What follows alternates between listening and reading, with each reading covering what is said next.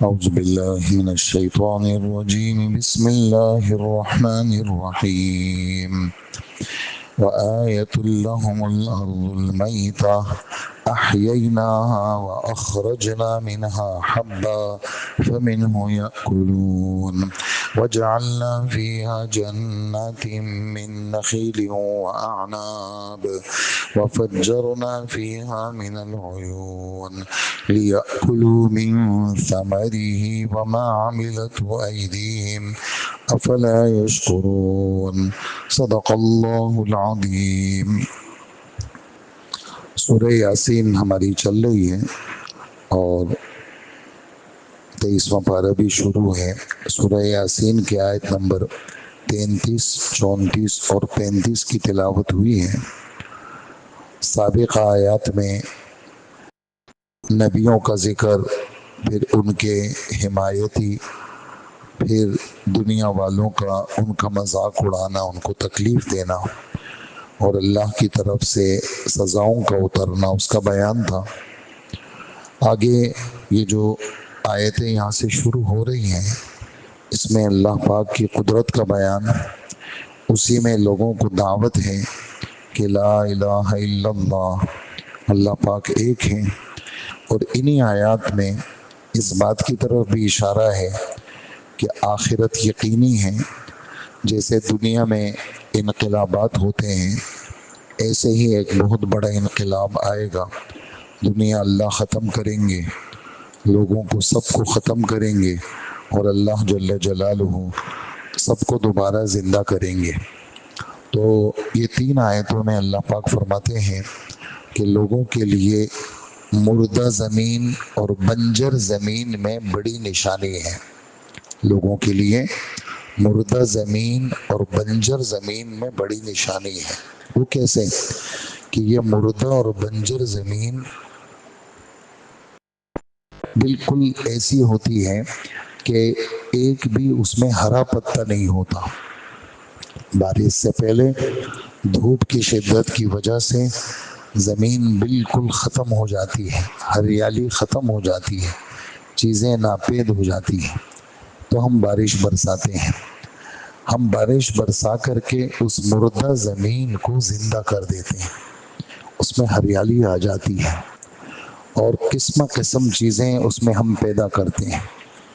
19ویں پارے کی ایک آیت ہے، اللہ پاک فرماتے ہیں وَجَعَلْنَا مِنَ الْمَاءِ كُلَّ شَيْءٍ حَيٍّ، ہم نے پانی کے ذریعے سے ہر ایک چیز کو زندگی دی ہے۔ دنیا میں جتنی، جیسے ہم سب آپ ہیں، ہم پانی کے بغیر نہیں جی سکتے، پانی ہوگا تو ہم جئیں گے۔ ایسے ہی بہت سارے جاندار، بلکہ تقریباً 99% جو جاندار ہیں وہ پانی ہی کے ذریعے سے جیتے ہیں۔ وہ پانی نہ ہو تو سب ختم ہو جائیں گے۔ تو زمین بھی اگر زندہ ہے تو پانی کی وجہ سے زندہ ہے۔ پھر انسان اس میں تھوڑی سی کوشش کرتا ہے، ہل چلاتا ہے، دانے ڈالتا ہے، باقی ان دانوں کو پھوڑنا، اس سے درختوں کا نکلنا، اس میں پھلوں کا لگنا، پھر اس پھلوں کا پکنا، پھر ہمارے کام میں آنا، یہ سارا اللہ کا کام ہے، اس میں بندے کا دخل نہیں ہے۔ تو اللہ پاک فرماتے ہیں ہم زمین کو زندہ کرتے ہیں اور اس میں ہم دانے اگاتے ہیں۔ دانے، حبن دانے کو کہتے ہیں۔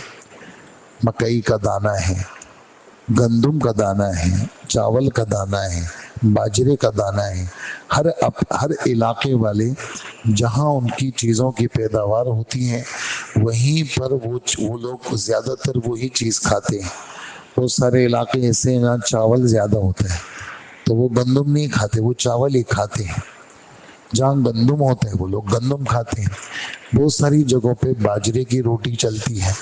تو اللہ پاک فرماتے ہیں دانے کا ذکر ہے، دانے سے صرف گندم مراد نہیں ہے، چاول بھی مراد ہو سکتے ہیں۔ بہت ساری جگہ ایسی ہیں جہاں مکئی لوگ کھاتے ہیں، گندم کھاتے ہی نہیں ہیں۔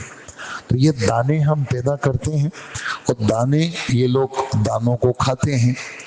اسی طرح ہم زمین کے اندر مختلف قسم کے باغات، ان علاقوں کے اندر کھجور زیادہ ہوتی تھی اور انگور ہوتا تھا. اس وجہ سے کھجور اور انگور کا ذکر ہے، ورنہ ہمارے ممالک کے اندر ہر موسم کا اپنا اپنا پھل ہے.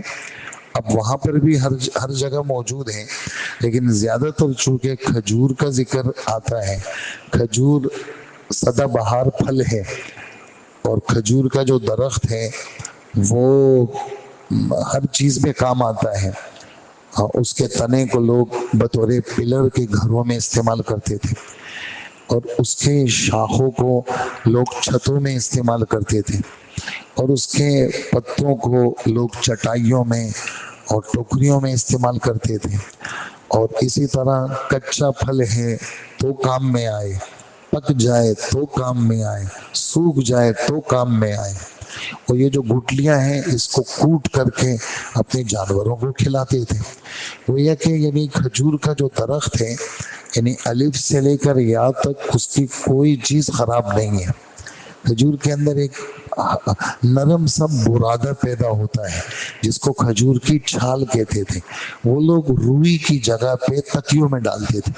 ہمارے نبی صلی اللہ علیہ وسلم کے کتنے سارے تکیے اس کے تھے کہ اس میں سے کھجور کے اندر سے اس کو نکال کر کے روئیں دار، بالوں کی طرح روئیں دار نرم نرم چیز ہوتی جس کو کھجور کی چھال کہتے ہیں، وہ تکیے میں ڈال کر کے وہ روئی کا کام دیتے تھے.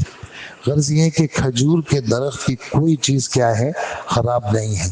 اسی طرح یہ جو انگور ہے، یہ انگور ہے تو انگور ہے، لوگ اس کا جوس نکالتے تھے اور اس کو سکھا کر کے لوگ کشمش بناتے تھے. اسی طرح وہ کشمش پانی میں ڈال کر کے طاقت کے لیے اور ٹھنڈک کے لیے اس کو پیتے تھے. ایسے ہی کھجور پانی میں ڈال کر کے بطور نبیذ کہتے ہیں، یعنی کھجور اور کشمش ڈال کر کے پانی کو میٹھا کرنا. تو اللہ پاک فرماتے ہیں یہ ہم نے اس کے باغات پیدا کیے، ہم نے کھجور کے اور انگور کے، اور پھر ان باغات کے لیے چونکہ پانی کی ضرورت تو ہم نے نہری نظام ہم نے قائم کیا. تم تو نہیں کر سکتے تھے، ہم نے کیا.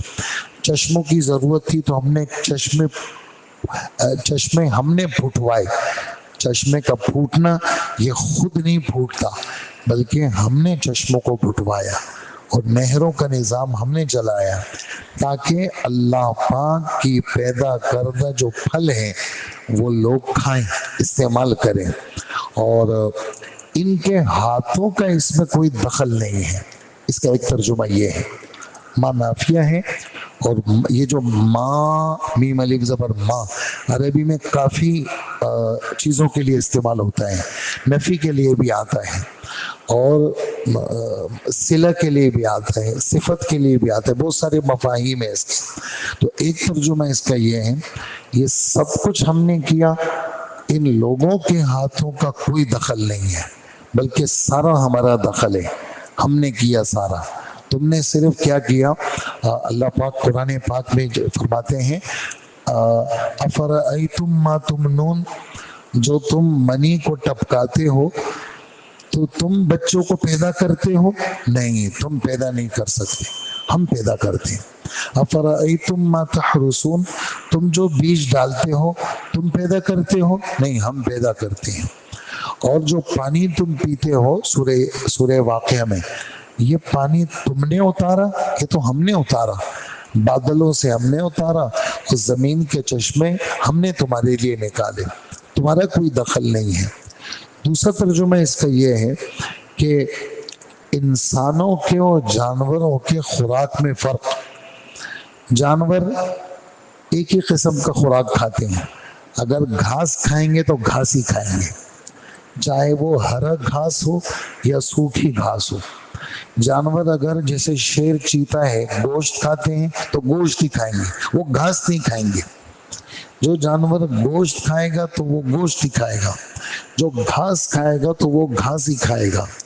لیکن انسان کیا ہے؟ وما عملت ایدیہم، دوسرا ترجمہ اس کا. انسان کیا ہے؟ وہ قسم قسم کے کھانے اس کے ہاتھ بناتا ہے. یہ جیسے بندر بھی آم کھاتے ہیں، لیکن بندر بھوک تو لگتی ہے اس کو، وہ کھا تو لیتا ہے، اس کو توڑ لیتا ہے، کھا کے پھینک دیتا ہے اس کو. لیکن بندر کے پاس عقل نہیں ہے، انسان کے پاس عقل ہے. وہ کچے آم توڑ لیتا ہے، اس کا اچار بنا لیتا ہے. وہ پک جاتے ہیں تو کیا کرتا ہے، اس کا جوس بنا لیتا ہے، اس کی آئس کریم بنا لیتا ہے. اس کو اور بہت ساری چیزوں کے اندر یہ انسان استعمال کرتا ہے. جگہ کرائے پہ لیتا ہے، وہاں گودام میں آم رکھواتا ہے. یہ جی پاکستان میں استعمال ہوں گے، یہ جناب ایکسپورٹ کوالٹی ہے، اس کو ہم باہر بھیجیں گے. آموں کو باہر جاتے ہیں. یہ کتنے ایمریٹس کے کتنے جہاز ہمارے ملک کے آموں سے بھرے ہوئے ساری دنیا میں جاتے ہیں. تو یہ یعنی ایک آم ہے، لیکن چونکہ انسان کے پاس عقل ہے تو اس کے ہاتھ کی آپ کاروائی دیکھ لیں، یہ آموں سے کیا کیا چیزیں بناتا ہے اور کتنے قسم کے انواع. اور پھر اس کے کھانوں کی قسمیں دیکھ لیں. ایک گوشت سے یہ کیا کچھ نہیں بناتا، ایک گندم سے پورے بیکری کا آئٹم آپ دیکھ لیں. ایک گندم ہی ہے، اس گندم سے کیا کچھ نہیں بنتا. اور کیا کیا چیز، اور دودھ ہے، دودھ صرف پینے کا کام نہیں آتا، دودھ سے کیا کچھ انسان کے ہاتھ نہیں بناتے. اللہ پاک فرماتے ہیں یہ چیزیں ہم نے پیدا کی ہیں تاکہ لوگ میرے پیدا کیے ہوئے پھلوں کو کھائیں. اور ان کو چونیں میں نے عقل دی ہے، یہ اس عقل کو استعمال کر کے میری پیدا کی ہوئی چیزوں سے ان کے ہاتھ کیا کیا چیزیں بناتے ہیں. اور میرا ایک مطالبہ ہے ان سے، کیا افلا یشکرون، یہ میری نعمتوں کا شکر کیوں نہیں کرتے، میری دی ہوئی نعمتوں کو میری نافرمانی میں کیوں استعمال کرتے ہیں. شکر کی حقیقت کیا ہے؟ کا شکر کی حقیقت یہ ہے جو نعمت اللہ نے دی ہے اس کو اطاعت میں استعمال کیا جائے اور نعمت کو گناہ میں استعمال نہ کیا جائے. دل سے بھی شکر کرے، زبان سے بھی شکر کرے، اور بدن کے اعضاء سے بھی شکر کرے. تو یہ 3 آیتوں کی تھوڑی سی وضاحت تھی آپ حضرات کی خدمت میں. اللہ ہمیں اس کا یقین نصیب فرمائے اور اللہ پاک آسمانی باتوں کا پختہ یقین ہمارے دلوں میں راسخ فرمائے. تو اللہ پاک فرماتے ہیں ان لوگوں کے لیے ایک نشانی وہ زمین ہے جو مردہ پڑی ہوئی تھی، ہم نے اس زمین کو زندگی عطا کی. مردہ یعنی بنجر تھی، زندگی عطا کی یعنی ہریالی کر دی ہم نے، اور اس سے غلہ نکالا جس کی یہ خوراک یہ لوگ کھاتے ہیں. اور ہم نے اس زمین میں کھجوروں اور انگوروں کے باغ پیدا کیے اور ایسا انتظام کیا کہ اس میں سے پانی کے چشمے پھوٹ نکلے. اور کیسے؟ مختلف قسم کی نہریں اور پانی کا بھی انتظام ہم نے کیا تاکہ یہ اس کی پیداوار میں سے کھائیں. حالانکہ ان کے ہاتھوں نے ان کو نہیں بنایا، یہ کاروائی ساری کس کی ہے؟ وہ اللہ کی ہے. ایک ترجمہ. اور دوسرا ترجمہ، چیزیں ہم نے بنائی پھر ان کے ہاتھوں نے اس کے اندر تبدیلیاں کی اور قسم قسم انواع بنا کر کے یہ لوگ استعمال کرتے ہیں. اور کیا پھر بھی یہ شکر ادا نہیں کریں گے؟ یعنی ان کو شکر ادا کرنا چاہیے. اللہ عمل کی توفیق عطا فرمائے. ایک دفعہ فاتحہ پڑھ لیں، 3 دفعہ سورہ والصلاة والسلام على نبينا محمد وآله وأصحابه أجمعين. اللهم لك الحمد كله ولك الشكر كله ولك الخلق كله بيدك الخير كله وإليك يرجع الأمر كله. نسألك من الخير كله ونعوذ بك من الشر كله. اللهم صل وسلم وبارك على حبيبنا محمد وآله وأصحابه أجمعين. قنوت نازلہ کی دعا مانگوں گا، آپ سب حضرات اس پہ آمین کہیں. اللہ ساری دنیا کے سارے مسلمانوں پہ رحم فرمائے اور ہمارے ملک سے ہر قسم کے خلف و شار کو ختم فرمائے. اللہم اہدنا فی من ہدیت وعافنا فی من عافیت وتولنا فی من تولیت وبارک لنا فیما اعطیت وقنا واصرف عنا شر ما قضیت فإنك تقضی فلا يقضى عليك إنه لا يذل من واليت ولا يعز من عاديت تبارك ربنا وتعاليت. نستغفرك ونتوب إليك وصلى الله على النبي الكريم. اللهم اغفر لنا وللمؤمنين والمؤمنات والمسلمين والمسلمات وألف بين قلوبهم وأصلح ذات بينهم وانصرنا على عدوك وعدوهم. اللهم لعن الكفرة الذين يصدون عن سبيلك ويكذبون رسلك ويقاتلون أولياءك. اللهم خالف بين كلمتهم. اللهم شتت شملهم. اللهم مزق جمعهم. اللهم دمر ديارهم. اللهم خرب بنيانهم. اللهم زلزل أقدامهم. اللهم أحصهم عددا واقتلهم بددا ولا تبق منهم أحدا. اللهم اجعل عليهم سنين كسني يوسف يا رب العالمين. اللهم خذهم أخذ عزيز مقتدر. اللهم اشدد وطأك على إسرائيل. اللهم اشدد وطأك على اليهود. اللهم اشدد وطأك على النصارى. اللهم اشدد وطأك على أعدائنا وأعداء الدين وأعداء المسلمين. يا قهار أنزل القهر على أعدائنا وأعداء الدين وأعداء المسلمين وأنزل بهم بأسك الذي لا ترد عن القوم المجرمين. اے اللہ ہمارے گناہوں کو معاف فرما، ہماری مغفرت فرما. آج جمعے کا دن ہے، اے اللہ ہماری نماز قبول فرما. آسمانی باتوں کا بیان ہوا، اللہ ہمارا یہ بیٹھنا قبول فرما. ہمیں دل و جان سے صحیح یقین نصیب فرما، عمل کی توفیق عطا فرما. اس وقت پوری دنیا میں جس جگہ پہ جو مسلم پریشان ہیں، اپنے کرم اپنے فضل سے ہر مسلم سے ساری پریشانی ختم فرما. حضرت آدم علیہ السلام سے لے کر اس وقت تک جتنے مسلمان قبروں میں ہیں سب کو راحت عطا فرما اور سب سے عذاب کو ختم فرما. اللہ ہر قسم کا امن ساری دنیا میں نصیب فرما اور سارے قیدیوں کو، جو مسلمان قیدی کافروں کے قبضے میں ہیں، اے اللہ ان کو خلاصی عطا فرما اور جو بیمار ہیں ان کو شفا عطا فرما. ہر ایک کی ہر تکلیف کو ختم فرما. آج جمعے کا دن ہے، اللہ جمعے کے اعمال آسان فرما. اللہ ہمیں برباد ہونے سے بچا اور ہمیں گمراہ ہونے سے بچا، ہمیں آفتوں بلاؤں سے بچا. 100% عافیت عطا فرما. ہر لائن کی ناگواری سے ہماری حفاظت فرما. اللہ ہمارے گھروں سے پریشانیاں دور فرما. اے اللہ ہمیں برکت والی روزی نصیب فرما. اللہ گناہ والی زندگی سے ہماری حفاظت فرما. ہم سب کی دعاؤں کو قبول فرما. وصلی اللہ وسلم علی نبینا محمد وآلہ واصحابہ اجمعین. آمین برحمتک یا ارحم الراحمین. اشراق کا وقت ہو